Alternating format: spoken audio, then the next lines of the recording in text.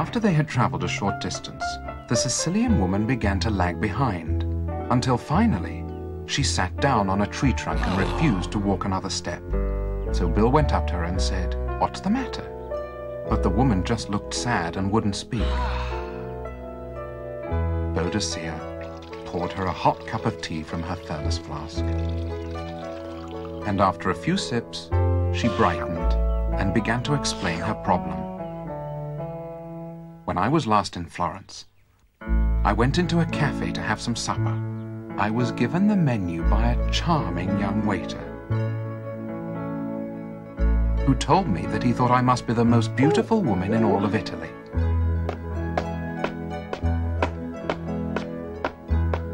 When he brought me my soup, he told me I had wonderful eyes.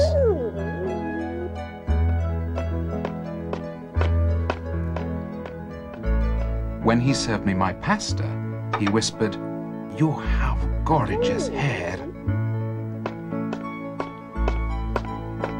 And when he came to me with my cappuccino, he touched my arm and said, "I think I am in love with you." After I left Florence, I thought I would never see him again.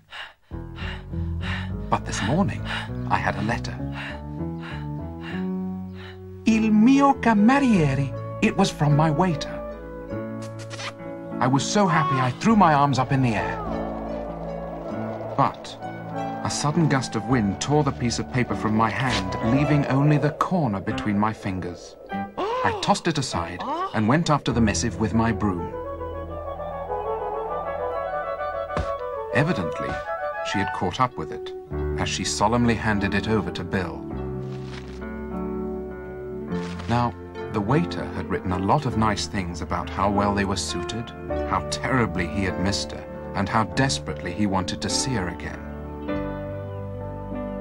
But, unfortunately, the very corner where he had written his address was torn away. "You see," she wailed, "how can I reply when I don't have his address?" "Where exactly did you lose it?" asked Bill, and she pointed to the precise spot. As she did so, she leant over, revealing the vital piece of paper caught in her stocking top.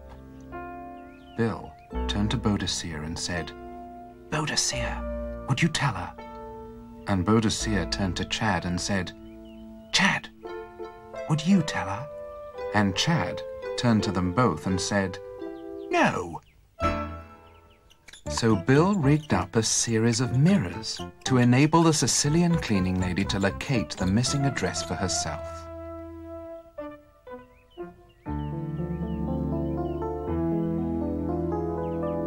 And soon, a reply was on its way to her eager Italian waiter. Unfortunately, when he arrived, he was not quite as she remembered him. But she didn't seem to mind. And as it was getting rather late, Bill, Boadicea, and Chad left them to help the doctor find new patients and hurried back home across the downs.